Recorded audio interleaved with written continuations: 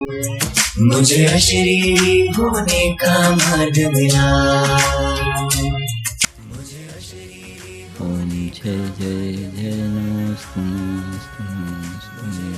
हरिहंताणं नमो सिद्धाणं नमो आयर्याणं नमो वच्छायाणं नमो लोये सवसाहुणं नमः समय साराय स्वानुभूत्या चकासते चित्स्वभावाय भावाय सर्वभावान्तरच्छिदे वन्दितु सर्वसिद्धे ध्रुवमचलमणोवमं गतिं पत्ते वोच्छामि समय पाहुड नमो सुधकेवली वणिदम्। भरत क्षेत्र के समर्थ आचार्य भगवान कुंदकुंद आचार्य देव द्वारा रचित ग्रंथादिराज समय सार में 5 नंबर की जो अपनी गाथा है, आचार्य देव ने व्यवसाय किया है कि मैं इस ग्रंथराज में उस एकत्व विभक्त शुद्ध आत्मा को दर्शाऊंगा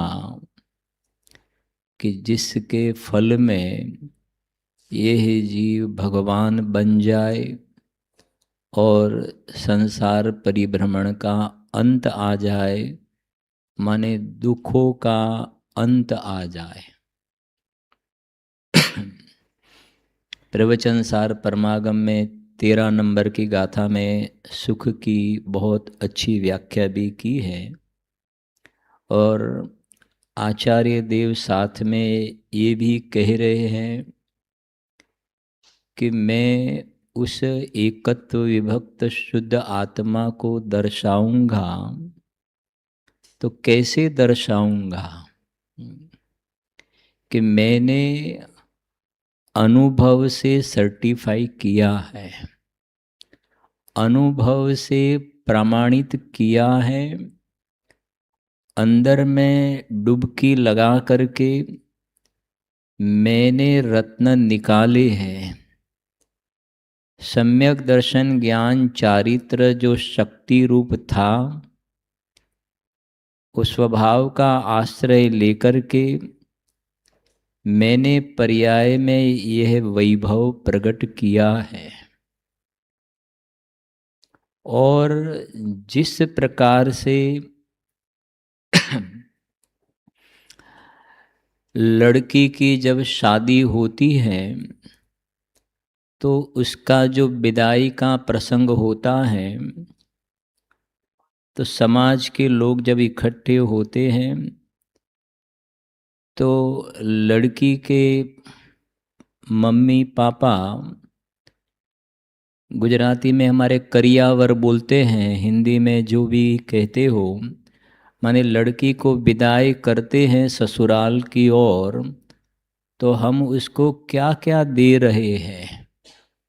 तो उसका एक लिस्ट रहता है कि हम उसे इतना सोना दे रहे हैं, इतनी चांदी दे रहे हैं, इतने वस्त्र दे रहे हैं, इतने बर्तन दे रहे हैं, इतनी कैश दे रहे हैं। तो लड़की को ससुराल विदाई करते समय वो जगत को दिखाते हैं कि हम उसको इतना दे रहे हैं, हमारे पास इतना है और हम उसको दे रहे हैं। इसी प्रकार आचार्य देव यह कहते हैं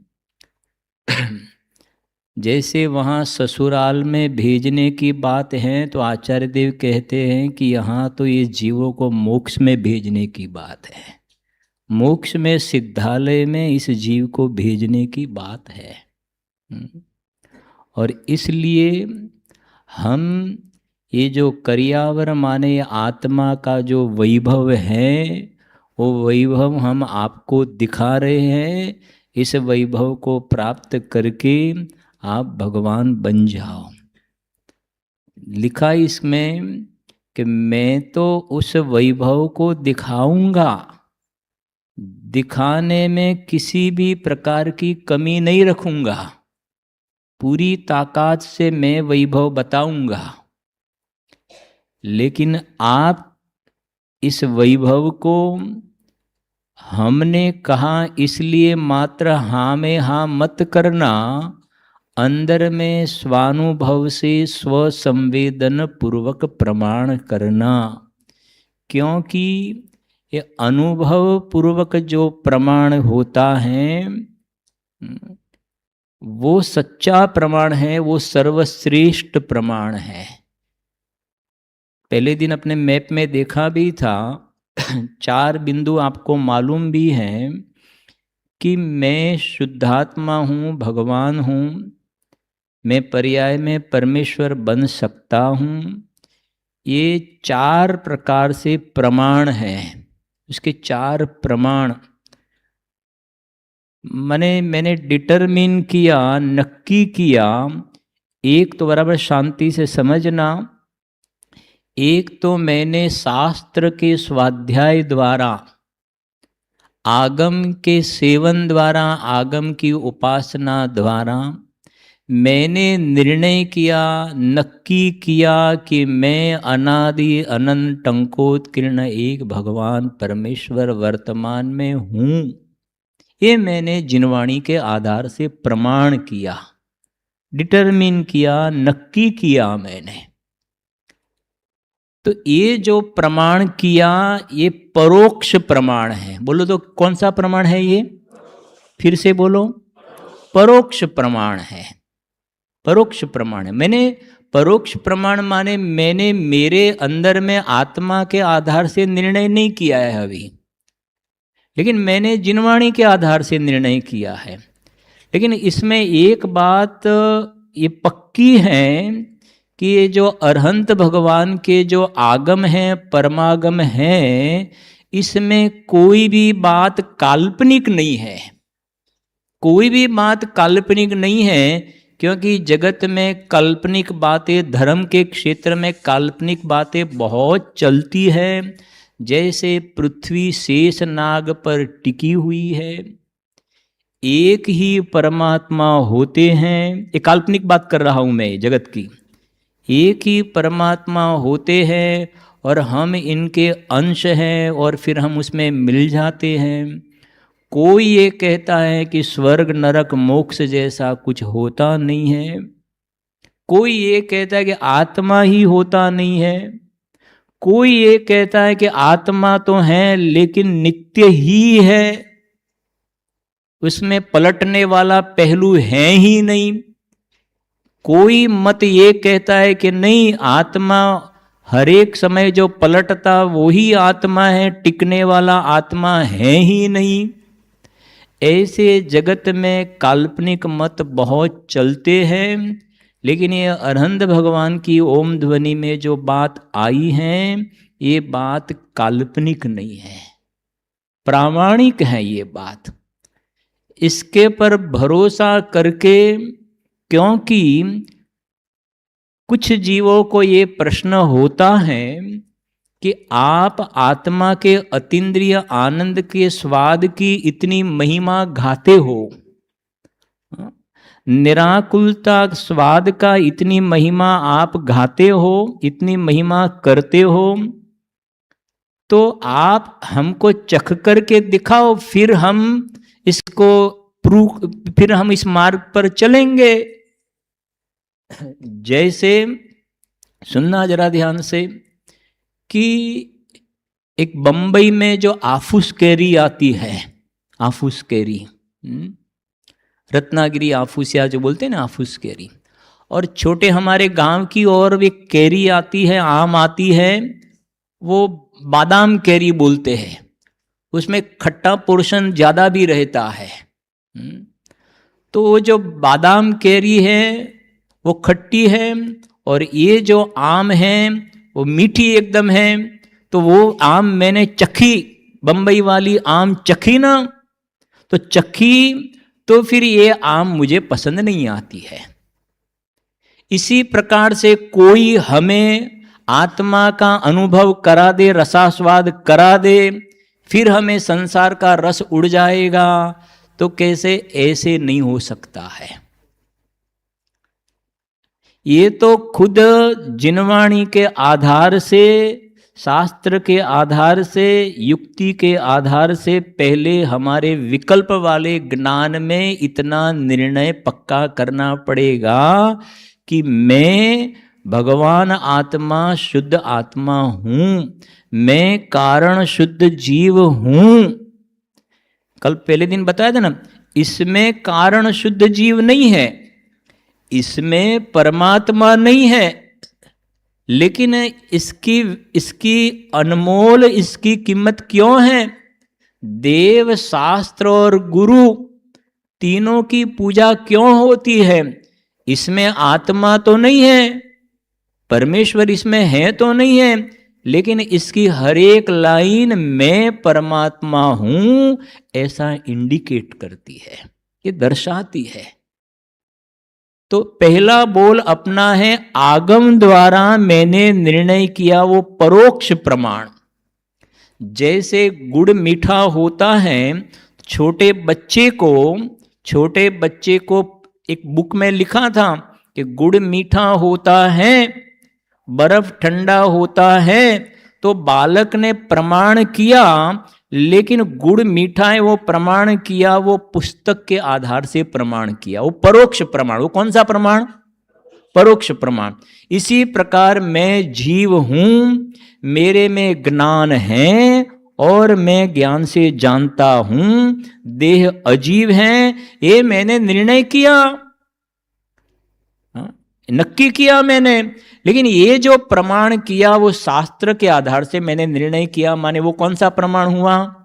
परोक्ष प्रमाण हुआ। है सच्चा, लेकिन ये परोक्ष प्रमाण है, इसमें अभी आत्मा के आनंद का स्वाद नहीं आया। ठीक है, पहला बोल। फिर मैंने युक्ति द्वारा निर्णय किया, लॉजिक से निर्णय किया कि आत्मा का स्वरूप नित्य अनित्य, एक अनेक, भेद अभेद किस प्रकार से है, वो मैंने युक्ति द्वारा पर निर्णय किया। तो विकल्प वाले ज्ञान में मैंने निर्णय किया, वो भी परोक्ष प्रमाण है। कौन सा प्रमाण? तो पहले आगम से मैंने निर्णय किया, परोक्ष प्रमाण। फिर मैंने विकल्प वाले ज्ञान में निर्णय किया, वो भी परोक्ष प्रमाण। लेकिन प्रोसेस वही चल रही है, जिनवाणी बता रही है, उसी आधार से अपन थॉट कर रहे हैं, विचार कर रहे हैं, प्रक्रिया चल रही है। ये परद्रव्य है, बराबर समझना थोड़ा। आज लास्ट सेशन है, थोड़ा इस प्रकार का भी थोड़े आएगी बात। तो ये है परद्रव्य, ये भी निमित्त कारण। लेकिन अभी ये जो थॉट प्रोसेस जो चल रहा है अंदर में जाने के लिए, क्योंकि ये बात तो सही है, पहले दिन बताया था ना, स्कूल में मैथ्स में हमारा एक एग्जाम्पल है और उसका आंसर 25 है। पीछे जो उसके ये जो आंसर शीट होती है उसमें उसका आंसर 25 बताया है, तो वो तो नक्की कर दिया हमने, आगम का सेवन। फिर हमने बुद्धि लगाई, उसका 25 आंसर हमें ढूंढना है, तो पूरी उसकी फॉर्मूला वगैरह लगा। तो वो जो प्रक्रिया चल रही है, अभी हम आंसर तक पहुंचे नहीं है।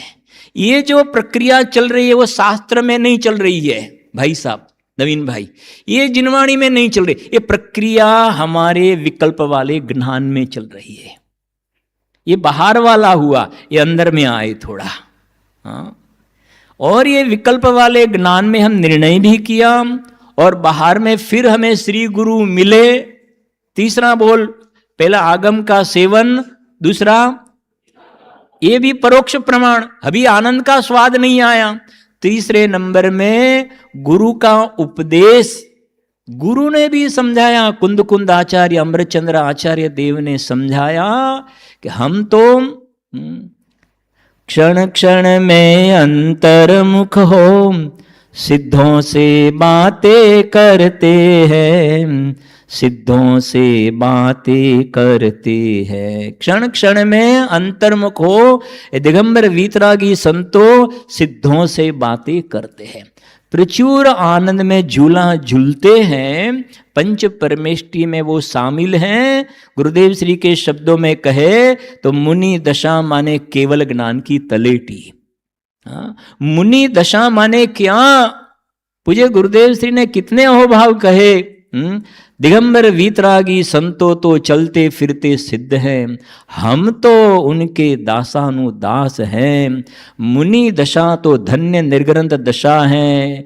मुनि दशा माने केवल ज्ञान की तलहेटी। तलहेटी समझते हो ना, सम्मित शिखर पहाड़। तो यहां से आप जर्नी करके शिखर जी तक, दुबई से शिखर जी तक पहुंच गए, शिखर जी तक, और 5 किलोमीटर बाकी और तलेटी तक पहुंच गए ना। अब तलेटी तक पहुंच गए तो अभी आधे घंटे में आप ऊपर पहुंच जाएंगे। तो माने मुनि दशा है वो केवल ज्ञान की तलेटी है। अभी अभी अभी केवल ज्ञान लिया कि लिया, केवल ज्ञान लिया कि ऐसी ये धन्य मुनि दशा है। तो तीसरे नंबर में पहले कौन सा? आगम का, दूसरा, तीसरा गुरु का उपदेश। ये तीनों हैं परोक्ष प्रमाण, इनडायरेक्ट। इनडायरेक्ट बराबर है ना। इंग्लिश वर्ड का जितना टूटा फूटा प्रयोग करते हैं, लेकिन आप उसके साथ कनेक्ट हो रहे हैं क्योंकि आपको कहने का भाव समझ में आ रहा है। तो वो जो प्रमाण है, लेकिन वो भी डायरेक्ट प्रमाण नहीं है। डिटरमिन तो किया, निर्णय तो किया, लेकिन अभी मूल पॉइंट बाकी है। कौन सा? जोर से बोलो। स्वसंवेदनवाद। ये तीन जो कारण है, ये निमित्त कारण है। कौन से कारण है? निमित्त कारण। ये भी निमित्त कारण, विकल्प में अपने प्रोसेस चल रही है वो भी निमित्त कारण, और तीसरे नंबर में गुरु का उपदेश मिला वो भी निमित्त भूत कारण है। और चौथे नंबर वाला जो कारण है ना, वो कौन सा? उपादान कारण है। उपादान कारण। उपादान कारण, निमित्त कारण समझते हो? 1 मिनट में उसकी थोड़ी डिस्कस कर लेते हैं। निमित्त कुछ करता नहीं है। निमित्त का अर्थ ही है वो उपादान में जो सामने विवक्षित कार्य हुआ, विवक्षित जिस कार्य के संबंध में अपन डिस्कस कर रहे हैं उसमें निमित्त कुछ भी नहीं करता है। विवक्षित कार्य क्या है? कि हमारी पर्याय में सम्यक दर्शन ज्ञान चारित्र का अतीन्द्रिय आनंद का फीलिंग होवे, स्वाद आवे, स्वाद आवे। इस गाथा में कहूं मैं एक साथ में बात, कि इस गाथा में 4 बोल है ना भाई, 4 बोल हैं। इसमें पहले नंबर का बोल है ना आगम का सेवन, वहां लिखा श्यादवाद है, ये जिनवाणी का ट्रेडमार्क है। बोलो तो ये लाइन। हाँ, फिर टाइम रहेगा तो अपन श्यादवाद की चर्चा करेंगे, समय रहेगा तो। श्यादवाद, श्याद माने कथनचित। बोलो तो। कथनचित माने किसी अपेक्षा। बोलो। तो श्यात माने कथनचित, कथनचित माने किसी अपेक्षा, कोई पॉइंट ऑफ व्यू, कोई पॉइंट ऑफ व्यू। तो श्यात माने कथनचित, कथनचित माने कोई अपेक्षा। तो जिनवाणी का ट्रेडमार्क है श्यादवाद। जैसे ये हर एक कंट्री का आज अब है ना नेशनल डे, तो यहाँ का क्या फ्लैग, फ्लैग जो होता है ना उसका एक कुछ लोगो होता है, ट्रेडमार्क। ट्रेडमार्क ये इसका फ्लैग है, तो ये इंडिया का फ्लैग है, ये दुबई का फ्लैग है, बराबर है ना। तो ये ट्रेडमार्क। ऐसे जिनवाणी का ट्रेडमार्क क्या है? श्यादवाद। अपन एक भक्ति में बोलते हैं ना, हाँ हिंदी में, श्यादवाद तेरी निशानी अमर तेरी जग में कहानी है ना भक्ति में। धन्य धन्य वीतरागवाणी अमर तेरी जग में कहानी। उसमें एक लाइन है कि श्यादवाद तेरी निशानी। निशानी समझते हो ना? जैसे अपन यात्रा वगैरह में जाते हैं तो अपने जो बिल्डिंग वगैरह होते, कुछ भी होते, उसके ऊपर एक निशानी कर देते हैं। ये जो एयरपोर्ट पे जाते हैं ना, वो बेल्ट पे सब बैग वगैरह आती है ना, तो सब क्या करते हैं? हाँ, जो बैग के ऊपर कुछ ना कुछ बांध लेते हैं ना, तो दूर से आते हैं देखते हैं, वेद ज्ञान करते हैं। वेद ज्ञान सच्चा नहीं, वो अलग विषय है। ऐसे कैसे देख रहे हैं, समझे ना? हाँ, और वो निशानी देखी कि ये मेरे। ऐसे जिनवाणी का ट्रेडमार्क क्या है? बोलो। श्यादवाद एक। और चौथा नंबर का बोल अभी जहां है, पहला आगम का सेवन, दूसरा युक्ति का अवलंबन, तीसरा गुरु का उपदेश। ठीक है ना? ये तीन में से तीनों कौन से प्रमाण है? प्रत्यक्ष की परोक्ष? परोक्ष माने इनडायरेक्ट, बराबर है ना? ये नक्की किया। लेकिन अभी डायरेक्ट हमने स्वसंवेदन से प्रमाणित नहीं किया है, लेकिन इन तीनों का रोल यहां तक पहुंचाना है। और निमित्त का कारण, निमित्त का थोड़ी बात कही ना, निमित्त उसे कहते हैं जो कुछ उपादान में कार्य नहीं करता है। जैसे अपने स्वाध्याय कर रहे हैं ना, तो आप जो समझ रहे हैं ना, उसमें मैं निमित्त कारण हूं। मैं कौन सा कारण हूं? आप जो समझ रहे हैं ना, आप जो समझ रहे हैं, हर एक व्यक्ति अपने अपने उपादान से समझ रहे हैं। अगर मैं आपको समझा सकता हूं तो सभी को सरीखा समझ में आना चाहिए, सभी को सरीखा समझ में आना चाहिए। लेकिन किसी को पूरी पूरी बात समझ में आती है, किसी को थोड़ी आती है, किसी को कम आती है। क्लास में टीचर पढ़ाता है तो 50 स्टूडेंट हैं, तो टीचर तो वही बिल्कुल पढ़ाता है, एक का फर्स्ट नंबर आता है, एक का फोर्थ नंबर आता है, एक फेल होता है। तो पढ़ाई तो सबने खुद ने अपने कर्म से की ना, वो उपादान हो गया। तो मैं तो उसमें क्या हो गया? निमित्त। तो निमित्त कुछ करता नहीं है, निमित्त की मात्र उपस्थिति, हाजिरी होती है। इसके लिए एक बात समझना, निमित्त के बिना कुछ होता नहीं है, लेकिन निमित्त से भी नहीं होता है। क्या कहा? निमित्त से कुछ होता नहीं है, लेकिन कार्य होता है। उस वक्त निमित्त की मात्र क्या होती है? उपस्थिति होती है। ठीक है? अब सुनना जरा ध्यान से। तीन हो गए। और ये जीव, आचार्य देव कहते हैं कि तम एयत विहत्तम दाएज अपनो सविहवेण, मैं मेरे निज वैभव से आत्मा का स्वरूप बता रहा हूं और आप प्रमाण करना। तो वहां चौथे नंबर में है स्व संवेदन से प्रमाण करना। अब स्व संवेदन वाला जो प्रमाण है ना, स्व संवेदन वाला प्रमाण, ये प्रमाण ऐसा है, ये प्रत्यक्ष प्रमाण है। कौन सा प्रमाण है? ये प्रत्यक्ष प्रमाण, ये सर्वोत्कृष्ट प्रमाण है और ये उपादान कारण में जाता है। एक दृष्टांत देता हूं आपको, बहुत सरल हो जाएगा।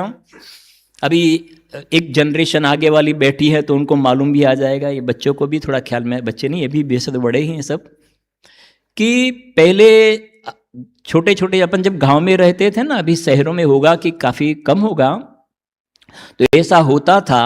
पूरी बात समझना, बहुत आपको आनंद आएगा, ये हमेशा याद रह जाएगी। पांचवी गाथा के 4 बोल, प्रमाण, निमित्त, सब कुछ याद रह जाएगा। सुनना जरा ध्यान से, कि छोटे छोटे गांव में ऐसा होता है कि जब आम की मौसम आती है ना, आम की मौसम, अभी ये तो आम का सीधा डायरेक्ट उसमें रस बना दे, लेकिन पहले ऐसी आम आती थी, उसको ऐसा ऐसा, हमारे गुजराती में घोरवानी केरी एम कहवाय, बराबर? घोरवानी केरी, बराबर से ना नितिन भाई? ये भी आवे केरी, बराबर? ऐसी आम, केरी माने आम, बराबर है ना? हाँ, तो ये ऐसी आम आती थी। तो इसमें तो फिर क्या होता था कि जो आम की लारी लेकर के, ठेला बोलते हैं ना हिंदी में, ठेला, लारी, तो वो लेकर के 5-7 भाई सब खड़े रहते हैं बाजार में।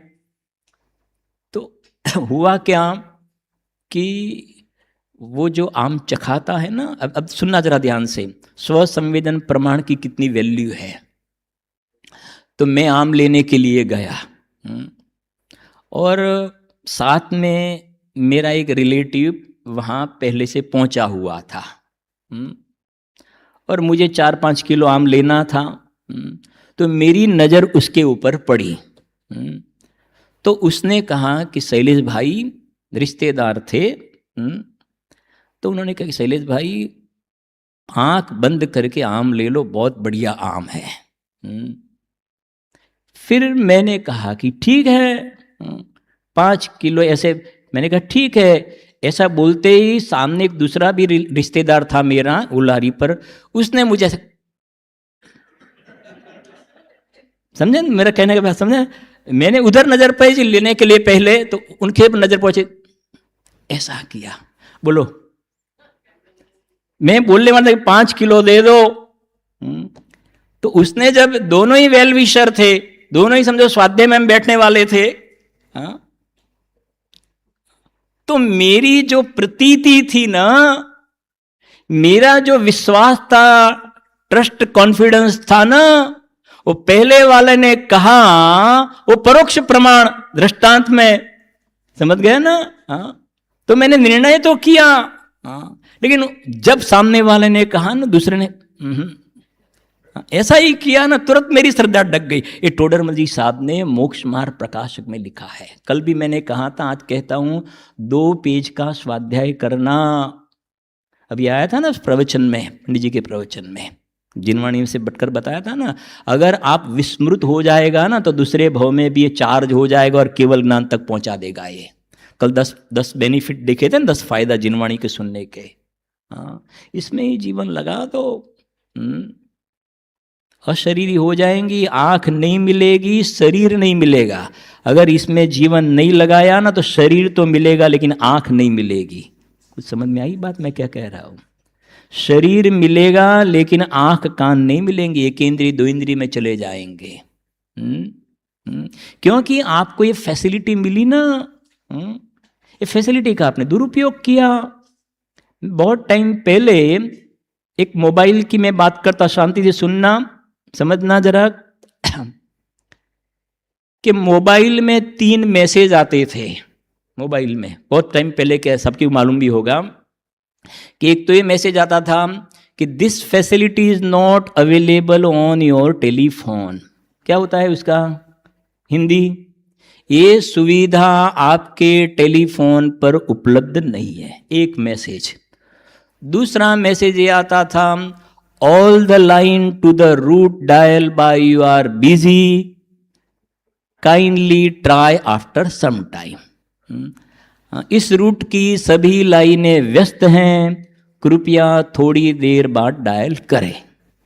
और तीसरा मैसेज ये आता था, please check the number dial by you, कृपया डायल किया गया नंबर जांच करें। 3 मैसेज बराबर से ना, पहले ऐसे आता था। सुनना जरा ध्यान से। तो पहला मैसेज ये है कि this facilities not available on your telephone, ये सुविधा आपके टेलीफोन पर उपलब्ध नहीं है। इसी प्रकार से हमें ये सच्चे देव शास्त्र गुरु मिले, परिवार की अनुकूलता मिली, सब प्रकार का अवसर आ गया, लेकिन हम इसमें सदुपयोग नहीं करते हैं और दिन भर पाप में लगे रहते हैं। तो ये फैसिलिटी है ना, तो खींच ली जाएगी, वो फैसिलिटी चली जाएगी। This facility is not available, आपका पुण्य खत्म हो जाएगा। यदि अवसर चूक गया, भव भव पछताएगा, फिर काल अनंत अरे दुख का घन छाएगा। नर भव भी पाया तो जिन श्रुत ना पाएगा। बात समझ में आती है कुछ? मनुष्य भव भी मिल गया, लेकिन माँ जिनवाणी सच्चे देव शास्त्र गुरु, तुझे मालूम नहीं है अभी तेरा कैसा पुण्य चल रहा है। कल बताया था ना, खुद जला रहा है तू तेरे पुण्य को। ज्ञानी पुरुष भी पुण्य को जला करके मोक्ष में चले जाते हैं। अभी 5 पांडव का चित्र देखा ना, 3 पांडव ने पुण्य को जला करके मोक्ष में चले गए और अज्ञानी जी पुण्य को जला करके केंद्रीय में चला जाता है। दोनों में डिफरेंस कहलाता है, डिफरेंस। मिथ्या दृष्टि अज्ञानी पुण्य को जलाकर दुर्गति में चला जाता है, सम्यक दृष्टि स्वभाव के आश्रय से पुण्य को जलाते हैं। क्या कहा बोलो? सम्यक दृष्टि स्वभाव के आश्रय से पुण्य को जला करके मोक्ष में चले जाते हैं, और मिथ्या दृष्टि जी 5 इंद्रिय के विषय भोग में झंपा पात करके पुण्य को जला करके दुर्गति में चले जाते हैं। ये है मनुष्य पर्याय भी मुश्किल से मिलती है। ये तो दूर रहो, जिनवाणी माँ हाथ दर्शन वगैरह नहीं मिलेगा। This facility is not available. Bambai की ट्रेनों में मुझे मालूम है कि पहले वो जो लोकल ट्रेन में जो ग्रिल लगती है ना, ग्रिल, जिसके कारण उसका शो बिगड़ गया। पहले ग्रिल नहीं थी, लेकिन चेन स्नैचिंग के केस किससे बनने लगे, तो गवर्नमेंट ने सोचा this facility is not, you are इसके, हाँ उसके मतलब योग्य नहीं हो आप फैसिलिटी के, तो गवर्नमेंट ने ग्रिल लगा दी। इसी प्रकार से हमें ये योग मिला है और हम इसका सदुपयोग नहीं करते, तो जाओ एक इंद्रिय दो इंद्रिय में चले जाओ, जाओ नरक निगोद में चले जाओ। ये कोई पोपाबाई का राज नहीं है। और दूसरे नंबर का मैसेज पहला बताया ना, this facility is not available on your telephone. Second number वाला, कुछ लोग ऐसे होते हैं ना, जब भी मिलते, शैलेश भाई अब बस अभी 1 महीने के बाद तो रेगुलर, काइंडली बोलते हैं विपुल भाई, काइंडली एकदम। 1 महीने के बाद, ये लड़का है ना 12th में है, गुजराती माँ को छोकरो 12 माँ से माँ को घर में 12 थी जाए से, छोकरो 12 से ने माँ घर ने 12 थी जाए। शिविर में भी नहीं आएगा, शिविर में ना आवे, पंच कल्याणक में ना आवे, यात्रा में ना, केम छोकरो 12 छोकरो 12 અને છોકરાનું લગ્ન થઈ જાય પછી ડંડા મારીને બહાર કાઢે કે જાઓ તમે હવે ગરડા ઘરમાં જાઓ। સમજાય છે કે નહીં? ખબર નથી જીવને, ऐसा मोही क्यों न अधोगति जावे, जाको जिनवाणी ना सुहावे। एक तरफ सौधर्म इंद्र अपना सब कुछ वैभव छोड़ करके भगवान की दिव्य ध्वनि सुनने के लिए, जिसके लिए पूज्य गुरुदेव श्री कहते थे कि गलुड़ियानी जेम नरम थईने भगवान की वाणी सुनने के लिए वो वैभव छोड़ करके आता है, और तुझे पूरा 1 साल तो मिस कर देता है, देव शास्त्र गुरु को मिस करता है। इतना पुत्र के प्रति राग तुझे कहां ले जाएगा, कहां ले जाएगा।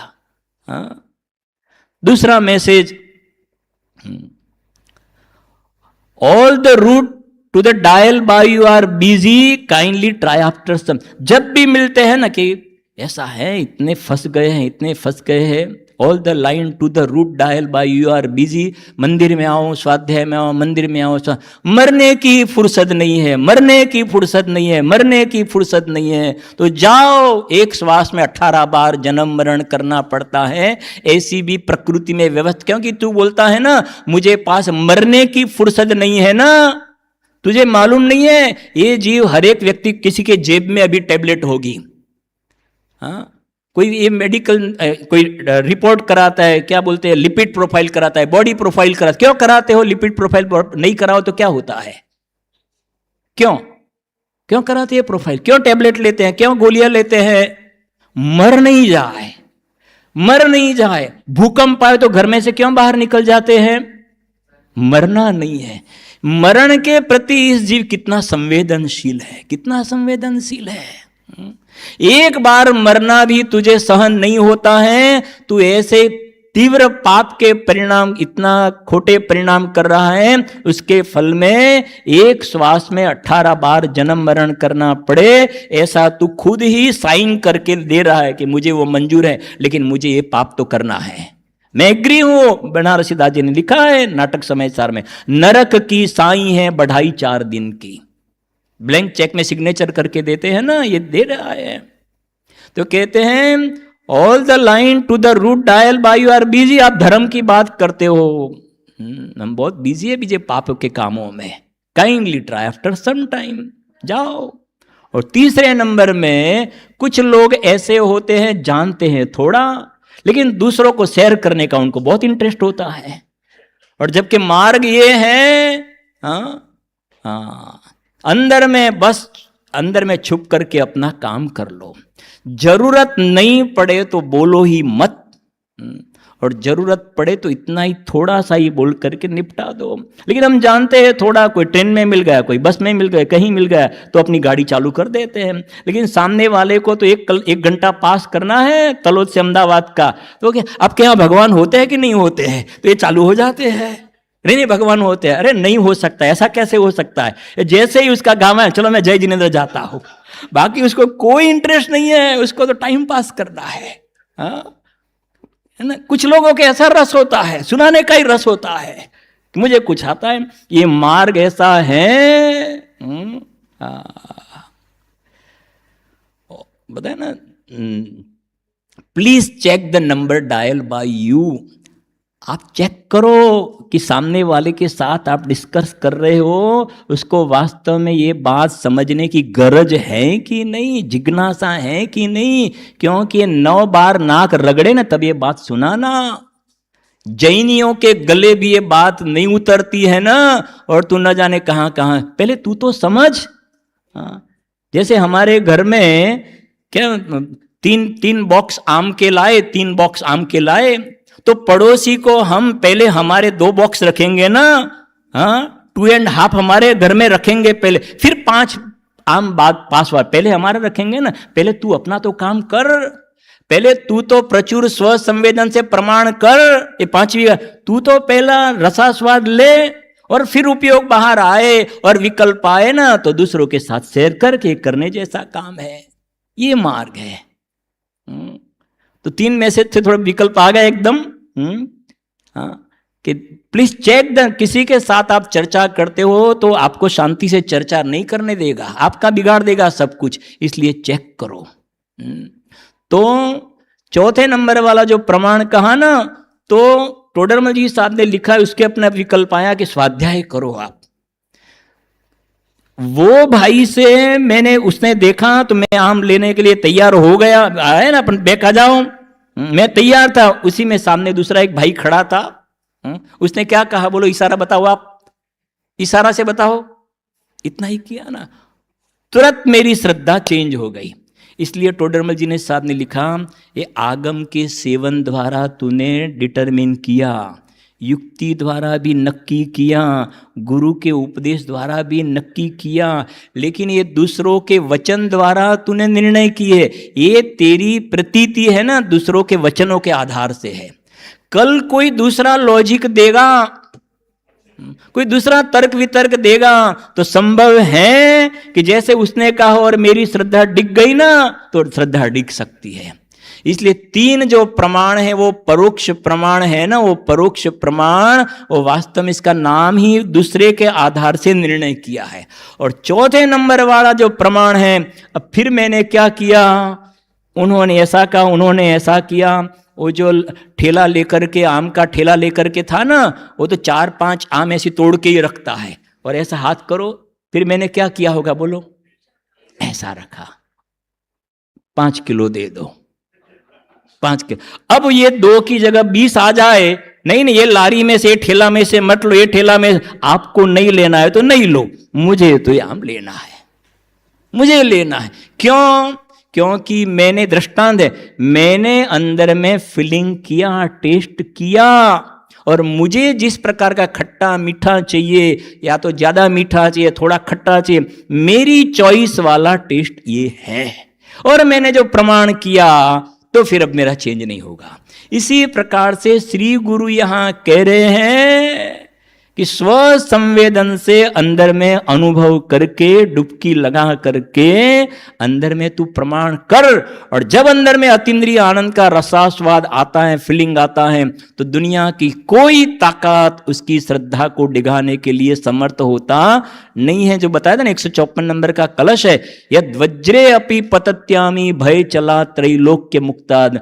दुनिया में उथल पाथल हो जाए, कुछ भी कहे, लोग ऐसा कहे, है ना, 7वीं नरक में सम्यक दृष्टि है, 7वीं नरक में कितनी प्रतिकूलताएं हैं। चिन्मूरत दगधारी की मोहे रीति लगत है हटापटी, बाहर नार की कृत दुख भोगे, अंतर सुख रस घटा घटी। अबे सम्यक दृष्टि ने बात कोई निराली है, भगवान के लघु नंदन है। सुनना जरा ध्यान से। अब और आगे स्टेप बढ़ते हैं कि जो स्व संवेदन से प्रत्यक्ष अंदर में आनंद का रसास्वाद आया, शेर की पर्याय में भगवान महावीर स्वामी के जीव को मुनिराज ने धर्मोपदेश दिया, और अंदर में डुबकी लगा करके जो आनंद का रसास्वाद है, वो कौन सा प्रमाण, जोर से बोलो, स्व संवेदन प्रमाणे उपादान कारण। तब वो निमित्त पर उपचार आया, तब उनके ऊपर उपचार आया है कि मुनिराज की वाणी सुनकर के मुझे अतीन्द्रिय आनंद का स्वाद आया, ऐसा व्यवहार विनय होता है, उनके प्रति उपकार की बात, लेकिन उन्होंने कराया नहीं है, हुआ तो मेरे पुरुषार्थ से है, लेकिन वो निमित्त कारण है, तो ऐसा विनय व्यवहार की भक्ति भी देखने में आती है। क्योंकि अगर वो परद्रव्य कराता होता ना, तो उस जीव को, वो शेर का जीव मारीच की पर्याय में था ना, तो मारीची की पर्याय में था उस वक्त तो ऋषभदेव भगवान तीर्थंकर थे निमित्त के रूप में, ये तो मुनिराज हैं, वो तो तीर्थंकर के थे।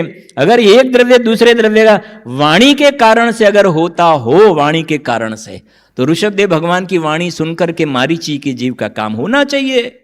हाँ, तो आगम का सेवन, युक्ति का अवलंबन, पर गुरु का उपदेश, और चौथे नंबर में क्या, हाँ, तो मेन याद रखना कि ये स्व संवेदन से प्रमाण करने के लिए तीनों है, ये हमेशा याद रखना। ये प्रमाण कर, सुनो जरा ध्यान से, घर में शादी का प्रसंग होवे, शादी का प्रसंग न तय किया कि ये तारीख को शादी है, भाई अगले जून महीने में शादी है घर में, तो तय किया ना शादी है, तो फिर 6 महीने तक ऑटोमेटिक विकल्प चलते हैं, कैटरस कौन सा रखना है, जगह कौन सी रखनी है, फोटोग्राफर कौन सा रखना है, ये कौन सा रखना है, ये कौन सा रखना है, ये कौन सा, मेनू क्या रखेंगे।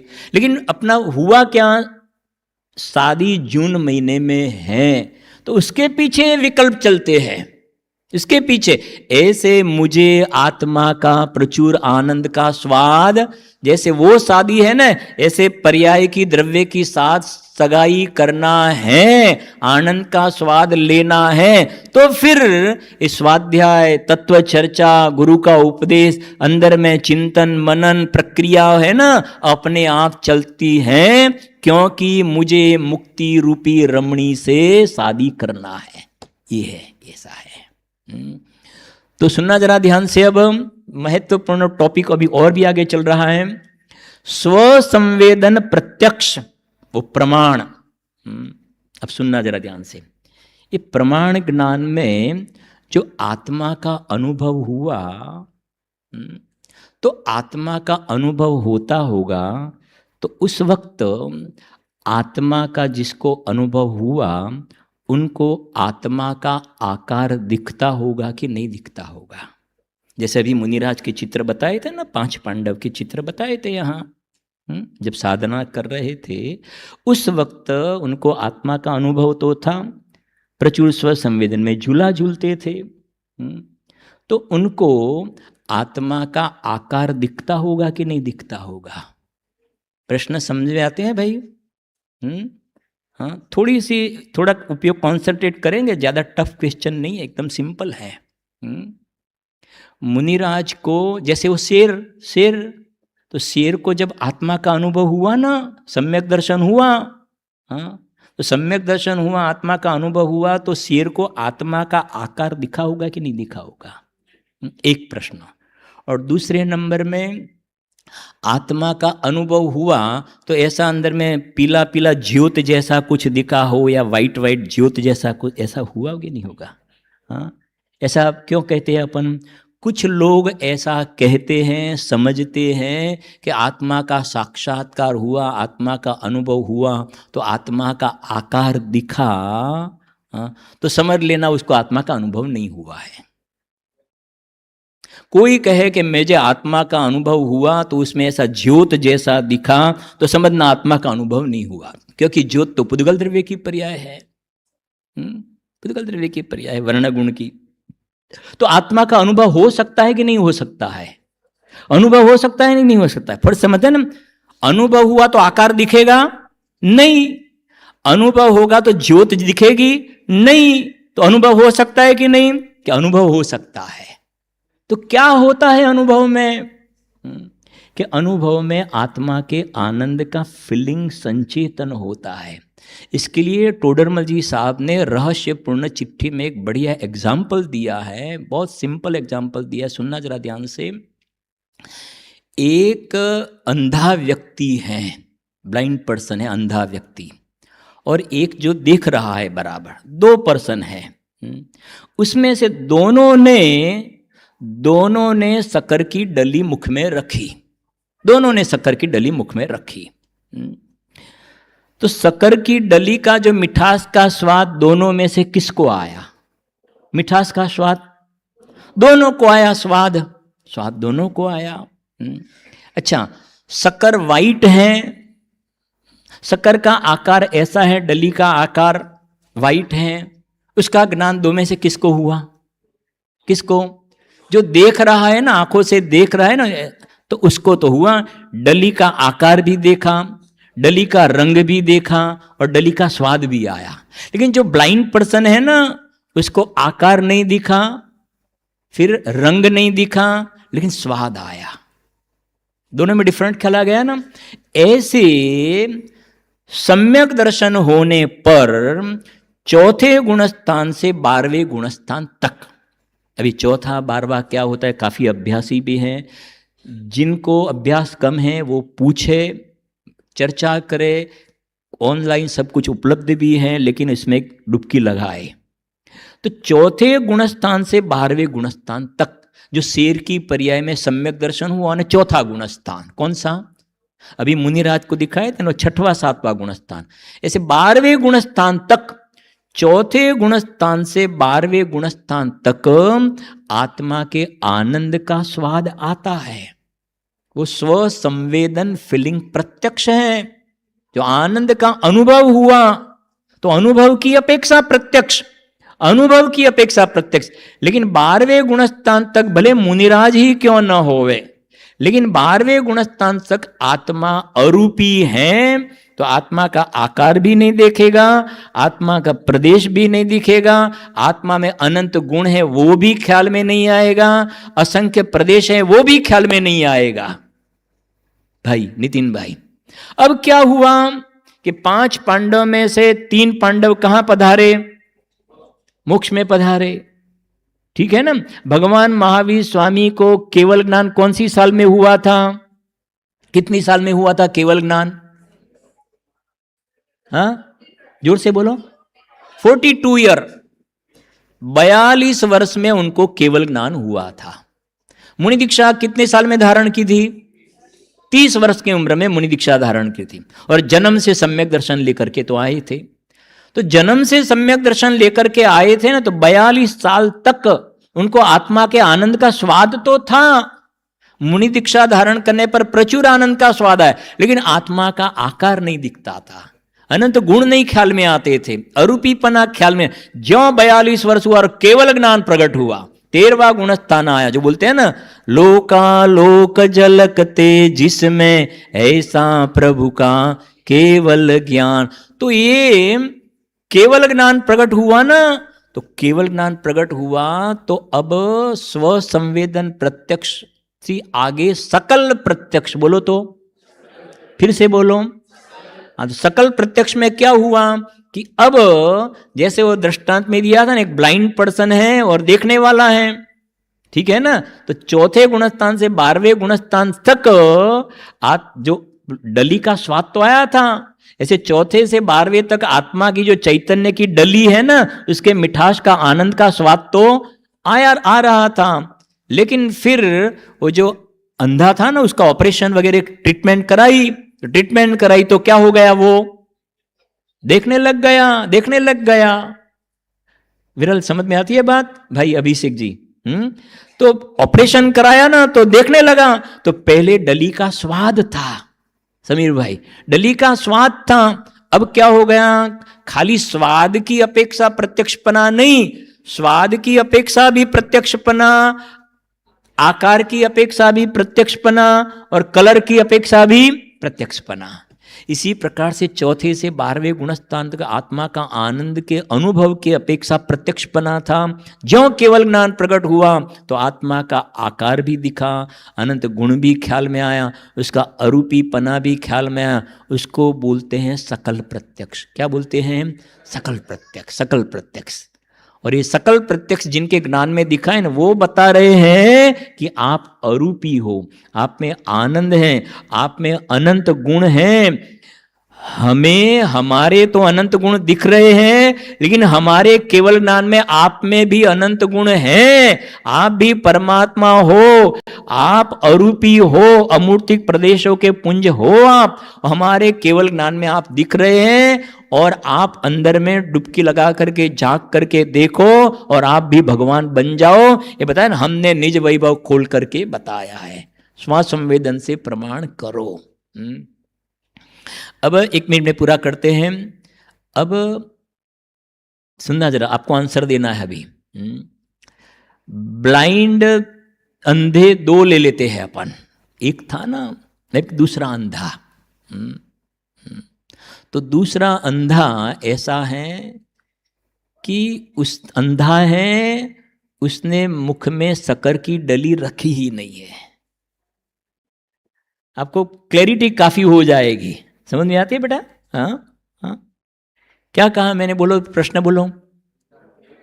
एक अंधा ऐसा है जिसने शक्कर की डली मुख में, शक्कर की डली है तो सही, सामने है सही, लेकिन मुख में नहीं। एक अंधा ऐसा है जिसने शक्कर की डली मुख में रखी है, और दूसरा तीसरा व्यक्ति है, वो ब्लाइंड नहीं है, वो देखता है और शक्कर की डली मुख में रखी है।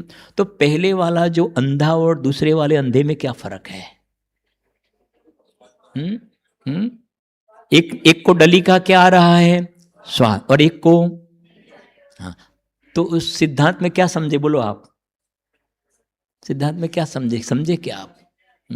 मिथ्या दृष्टि, भाई अवनीश भाई, मिथ्या दृष्टि जो अज्ञानी है ना, उसके पास ये अतीन्द्रिय आनंद की चैतन्य की डली तो उसके पास है उसके पास। लेकिन अज्ञानी जीव ने अंदर में उपयोग करके एक ज्ञान में अपने भगवान आत्मा की चैतन्य की डली को ग्रहण नहीं किया। वो पहले वाला बहिरात्मा मिथ्या दृष्टि है। और सम्यक दर्शन होने पर अंदर में अतीन्द्रिय आनंद का स्वाद है, जो कह रहे स्व संवेदन से प्रत्यक्ष किया। और स्व संवेदन से प्रत्यक्ष किया तो ये बिल्कुल पक्का है। जैसे जो चंद्रमा होती है ना, तो जब बीज का चंद्रमा हो, बीज का दोज बोलते हैं, दोज क्या बोलते हैं, बराबर है ना? तो दोज होवे, फिर 13 दिन के बाद में क्या होगा? पूनम होगी ना? नहीं, फिर अष्टमी नवमी के बाद में फिर रिटर्न हो जाए तो अष्टमी नवमी, फिर अष्टमी, फिर पंचमी, ऐसा हो सकता है। दोज हुई ना, तो 13 दिन में पूनम होगी और होगी। इसी प्रकार से जिस जीव ने अंदर में स्व संवेदन में आत्मा प्रत्यक्ष अनुभव में आया, उसके जीवन में अल्पकाल में केवल ज्ञान की पूर्णिमा होगी और होगी। सभी आत्मार्थी जीव इस प्रकार से अंदर में स्व संवेदन से आत्मा को प्रमाण करके कृतकृत्य दशा को प्राप्त करे, ऐसी मंगल कामना।